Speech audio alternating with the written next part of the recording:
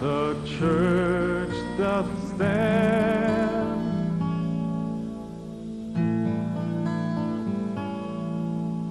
even when steeples are falling.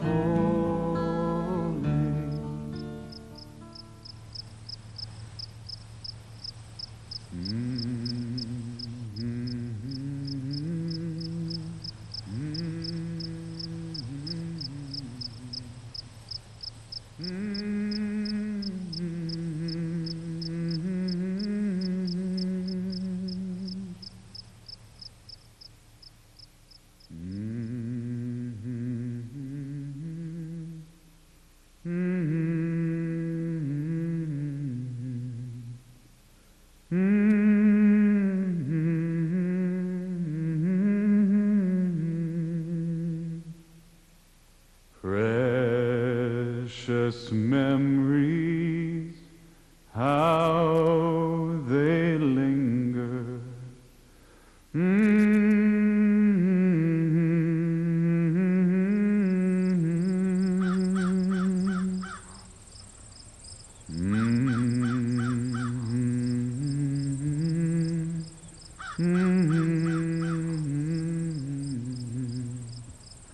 Precious sacred scenes unfold.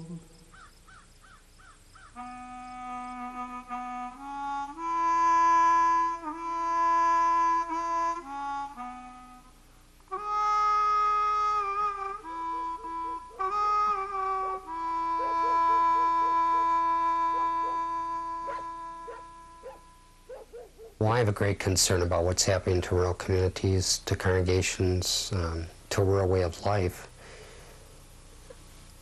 I still believe that rural life is a viable, important way of life for people. I mean, over and over again I hear people say that they don't want to have to move. For many people, you know, they were born here and raised here. It's an important place for them. A lot of people have a love for the land, you know, what's happening to that land and how it's going to be cared for. I think a lot of people have a deep sense of stewardship, you know, in terms of that land is meant to produce and care for people in our nation. And I think it's being threatened because the farms are being threatened, and that means the businesses, and that means a whole way of life within community. Well, as I think of those people who have been going through these situations, farm and business, I see people very hurt, angry sometimes, frustrated, not knowing why some of this is happening or what the answers are for them. And that is a deep question for the church then. Well, I've lived on the farm all my life, and as soon as I was old enough to do field work and things like that, I did it. I enjoyed it. I loved working with cattle especially. And as the kids grew up here, I had a milk herd here. Not a big one, but family size, I guess you'd call it. And the boys all loved farm work, helping on the farm. Well, gee, what's there to say? Farming is just something that you grow up with, and it's part of you. It's different than a job. I worked a few other jobs, and it isn't the same. A way of life, that's all I can say. We've got in-laws that are, well, more or less city-oriented. And they just love to come out here, when Ma was here yet. And I remember one night we were having a outdoor weenie roast, and the oldest boy, he was living in Minneapolis at the time, he said, "Listen to that." And I looked at him and he said, "Just listen." And I said, "What? Well, listen to what?" He said, "All that quiet." No, you can't put words to it. Like this afternoon, I just love to be out here working in the sun with something, you know, while we're farming. That's just makes life worthwhile. It just all there is to it. We're losing all that. I hate to lose it just for my grandkids. They're growing up now, and they used to like to go along with me to get the cows. And we'd walk through the pasture, and I'd show them the different little flowers and stuff while there was wild snapdragon out there. And there's few people know there is such a thing, growing along the creek bank. And, oh, they just enjoyed that. And if the water would get high, we'd go down around the road with a little tractor, with a little trailer behind. We'd throw rocks in the deep water off the bridge. Sounds corny, but the kids liked it. It's all a lot of fun. And it's something that gets in your blood. It's hard to forget. You just don't like to have anybody come and snatch it away from you.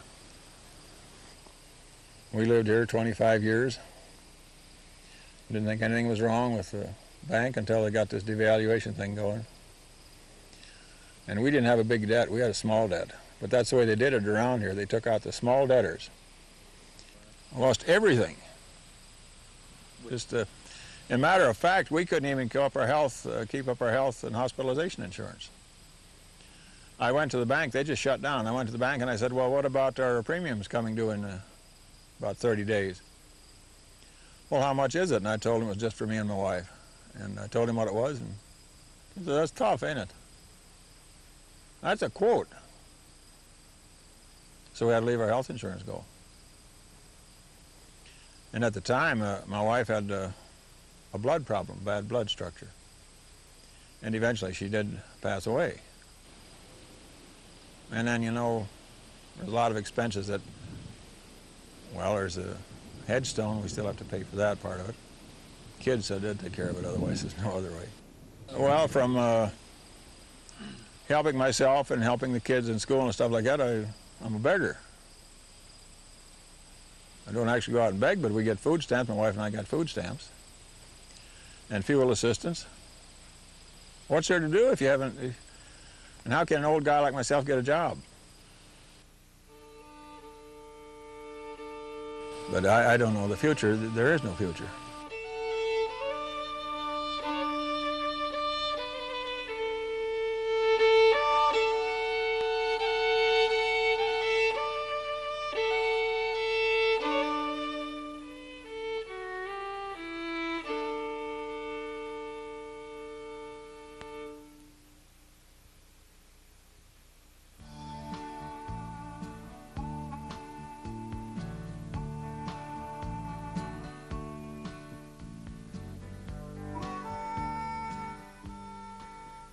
We find children changing their roles dramatically in families. There's a real concern among children about their parents' welfare. And this is very painful in rural America because here the roles were fairly well established.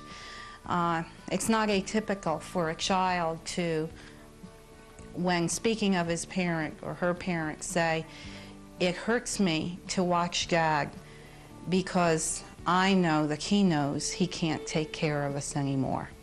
And that feeling that parents are overwhelmed, and I better not share my own pain with my parents, for if I do, I'm putting a burden on their back when they're already overburdened.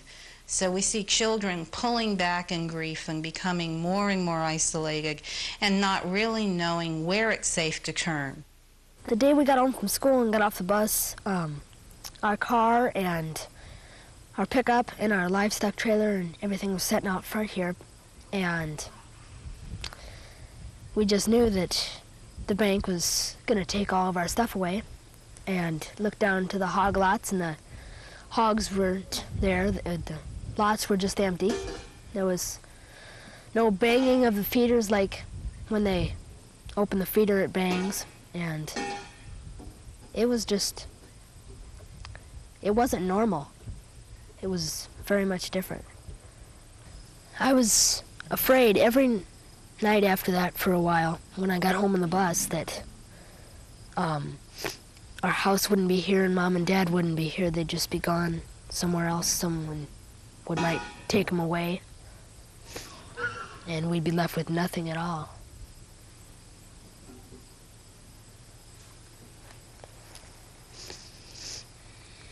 In school, I'd come home and I'd have bad grades in my paper, and finally one night Mom and Dad sat down with me and asked me what was going wrong. You know, I couldn't really say anything because I didn't know what it was. Bad grades on. We really came down hard on them. And I think one of the reasons was at the first parent-teacher conferences that year, both teachers said that the two kids had the ability to be the top in their class. And then all of a sudden, a short 9 weeks later, both teachers wanted to keep them back. And, you know, we found it real hard to understand that a kid that has the potential to be the top kid in the class, and 9 weeks later all of a sudden can't handle that class. You know, something else had to be the problem. We tried to explain to them that it wasn't their fault. They had no control over the bank coming and taking the hogs. Matt, he would lay awake at nights and cry, and he just couldn't understand, you know, why this happened. He was afraid. And Josh's teacher mentioned that he just sat there for hours and just stare out the window. And she'd walk by and talk to him, and he'd just sat there and stare out the window. You know, and it was real tough. It really disrupts your family. I don't know, you just wonder, you know, what's going to happen. It's very frightening. It was real hard to accept for the first time in my life. I wasn't the breadwinner in the family anymore. If we wanted to go someplace, if I wanted to get something, I had to ask her for some money. I didn't have anything myself. And it might sound chauvinistic, but it's real hard for most fellas to handle. When you've worked all your life, we'd been married 15 years, and you know, this was the first time in those 15 years that I had to rely on somebody else. My family put up with a lot, and my wife especially. The one thing that really bothered me was having to go and get surplus commodities. That really got to me. I don't know. The first time I was going to go get them, I drove by and I parked, and I had to leave. I couldn't go in. And then the second time I didn't get up enough courage to go in. But I don't know, when, you know, a farmer is supposed to feed the world, and then when you have to go and ask for help, that's really frustrating and depressing.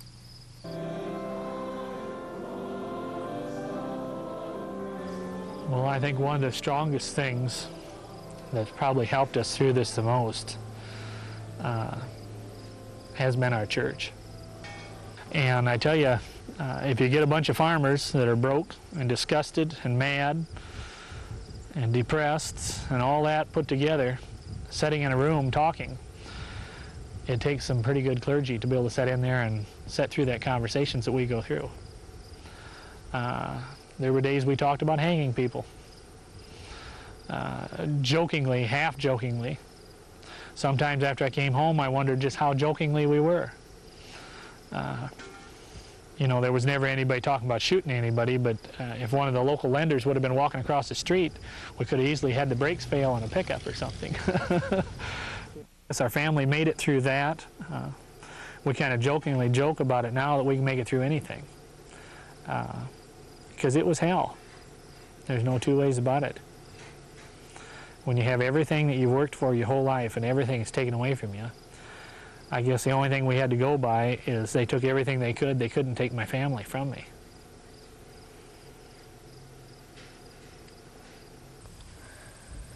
It's over and done, but you'll always remember it, so. It took a long time, you know, and I still don't trust completely bankers. It's going to be a long time before I do. I don't know if I ever will completely again.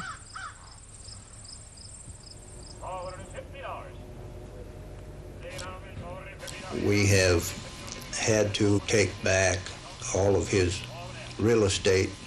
His family real estate was also lost. We've had to sell out all of his machinery and equipment. We have now sold the last of his farm ground. He will be leaving the farm. The person-to-person situation is very difficult. You're dealing with people that are sitting at your desk with tears running down their face.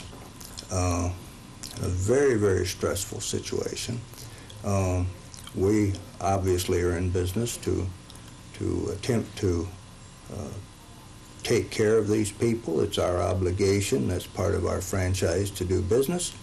But at the same time, we must protect our stockholders and our depositors with the funds that have been entrusted to us to borrow out. If it continues, the rural communities will begin to lose population. The loss of population will begin to eliminate the need for many Main Street businesses. It was probably 2 years ago we started realizing there was a farm crisis.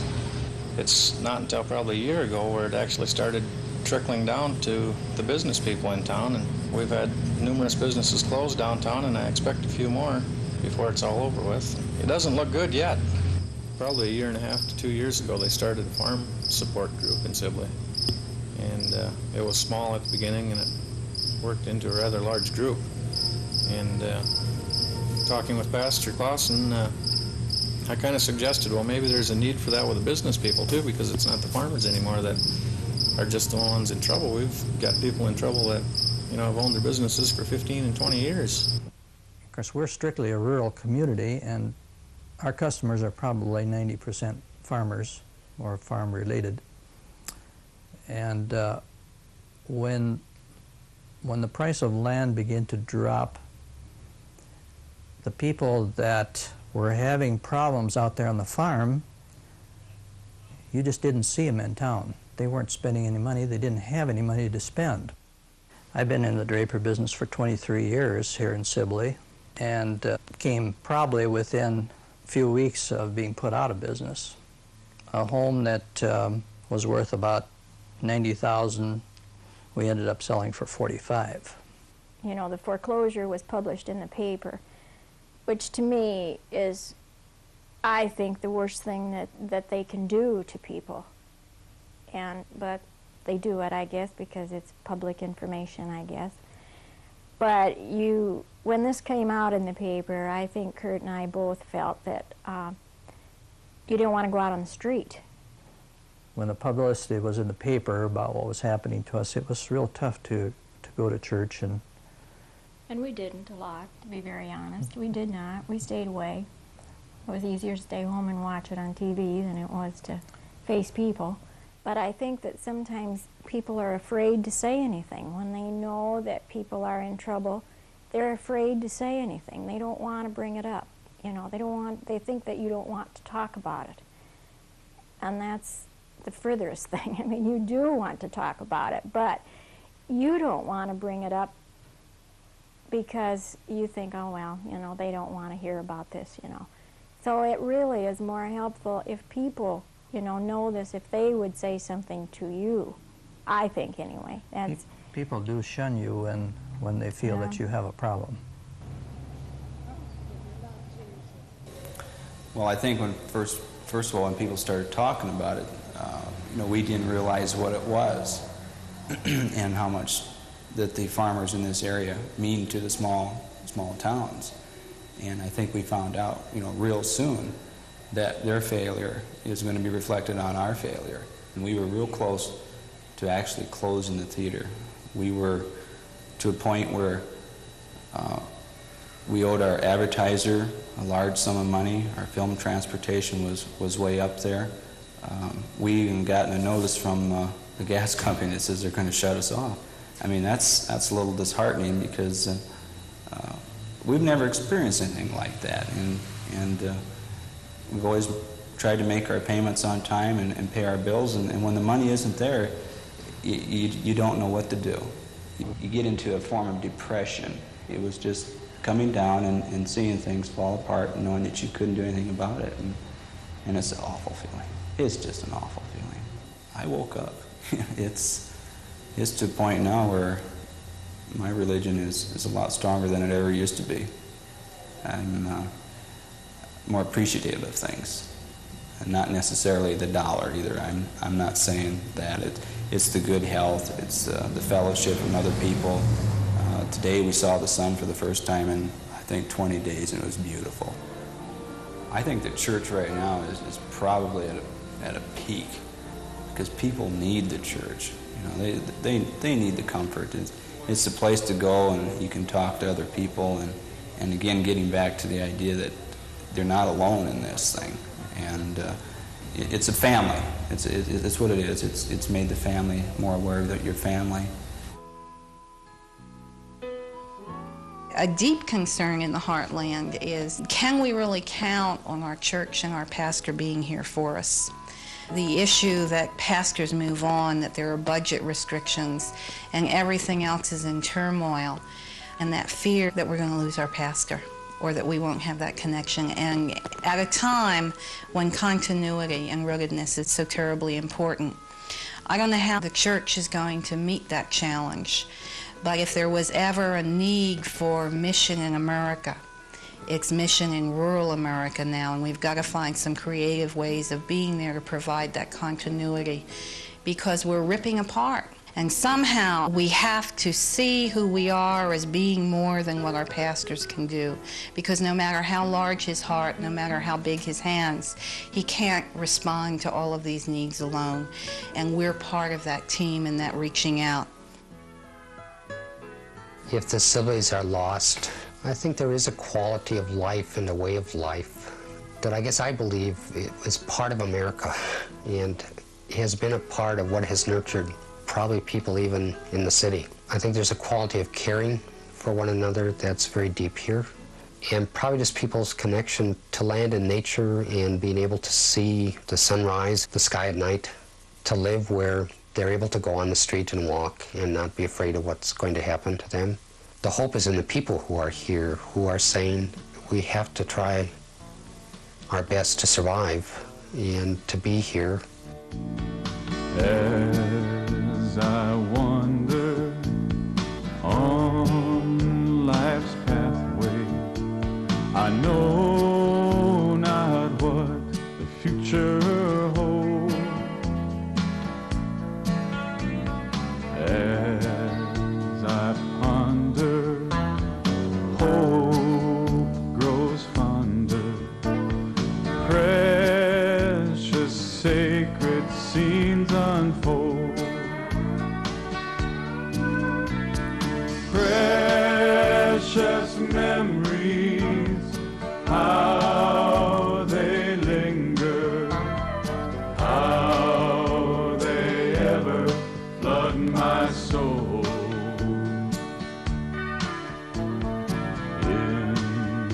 In the stillness of the midnight, precious sacred scenes unfold.